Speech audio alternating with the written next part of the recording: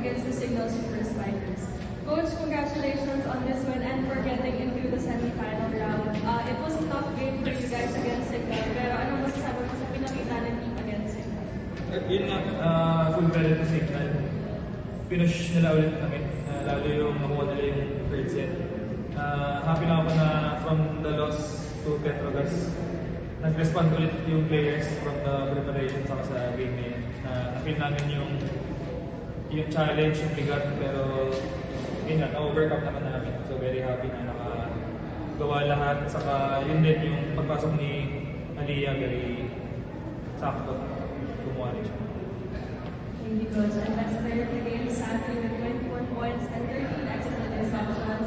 Sabi, in the preliminary round, Signal got you guys in straight sets, but this time around, what changed for you guys that eventually led to this victory? I think we underestimated them going into that first set in prelims, and you know what, we came into this not only wanting, you know, to get to the semifinals, but also wanting to take back our ground and to kind of prove to everybody that, you know, we can take this team. They put up a really good fight. I'm not gonna lie, it was really hard, but you know, we stuck to what we studied this week and we executed, and I'm just glad that, you know, we were able to come out with a win today. Thank you. Mars, open for questions. Coach, kayo, paano lang kayo nag-regroup knowing na knockout game to coming from it after those two Petro? And then syempre, elimination nga, natalo rin kayo dito sa Signal. Ako, personally, tinay ko lang siya na may meaning lang na nangyari. Hindi meaning. Kumbaga, destiny na matalo kami talaga ng Elites. Kasi marami kami natutunan. Saka, itong game na to ngayon, minsan lang kasi yung may opportunity ka na makabawi. So, binigyan kami ng chance ulit na ngayon pa na crucial game na magkaroon ng chance sa makalaro ulit yung Signal. So, coming from the loss ng Petrogas, nakita nyo naman din siguro yung numbers ng Petrogas last game. Kahit may mga tinry kami i-limit na players, talagang maganda yung laro ng dalawa, si Lindsay sa Sigdop. So, ganoon lang ulit kung paano kami nung nag-respond nung natalo ng Signal ng Elites. Yun lang yung binalikan namin. It's more on talaga sa mental side kung paano kami magre-regroup, saka bumalik din sa process na trabaho lang kami ulit. At yun nga, i-correct yung mga maliliit na bagay. Pero malaking bagay talaga yung mental side na matagal na namin na-work on. So grateful kami ngayon na lumabas siya ulit.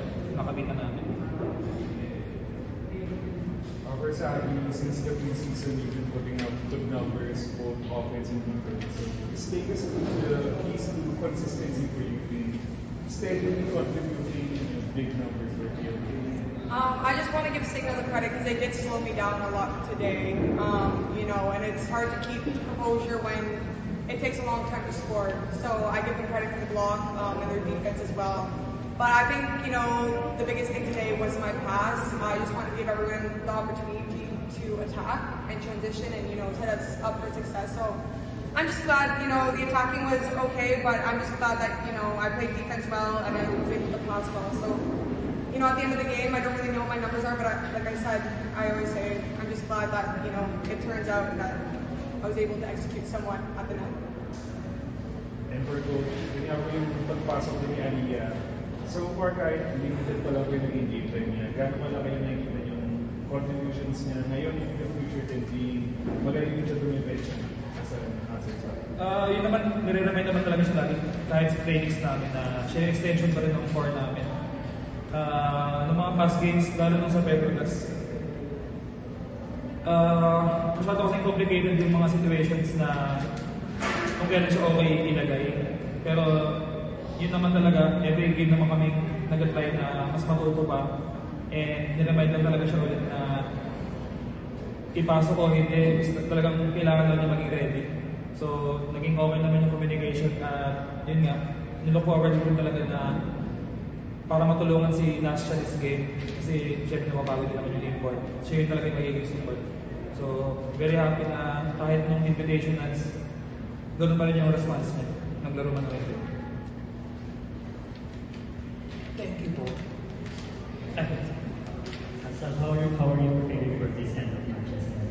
This win or go matches? I think it's taken one game at a time. All of our focus was kind of on this game alone. So tomorrow starts a new day and a new kind of chapter for us looking into the semifinals. And we'll take the next couple of days to really study and get to know this team, and hopefully again execute and take another one.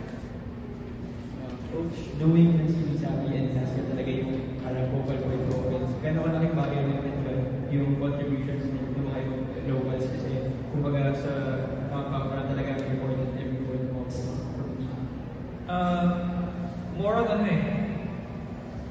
maturo sa kanila yung mga smart na options. Kasi hindi talaga laging maganda yung darating na bola. Hindi rin laging naka-play kasi may traffic talaga sa magbigay kay Sabi and Nastia.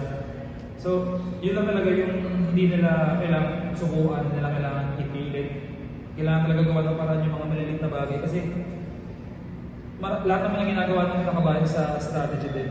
So, basta meron silang production na kahit hindi sobrang dami tulad ng Galasap, very helpful para sa amin. So, sineset namin yung mindset nila na limited pero yung quality medyo mataas talaga yung demand. So happy kami na yun nakatapan. Lalo si Kiana medyo nag-struggle ng mga ilang games pero tinatrabaho talaga. So happy kami na kahit paano ngayon nakabalik ulit siya sa ganyan numbers. Same with Mika.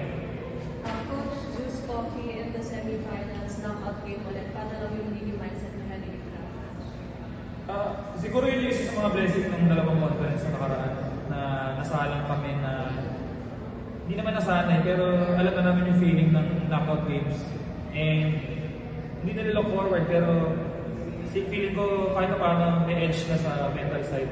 Pero yun nga, dahil bagong conference naman to, lalo yung Zeus napaka-dominating, lalo ni import nila. So definitely pag-aandaan talaga.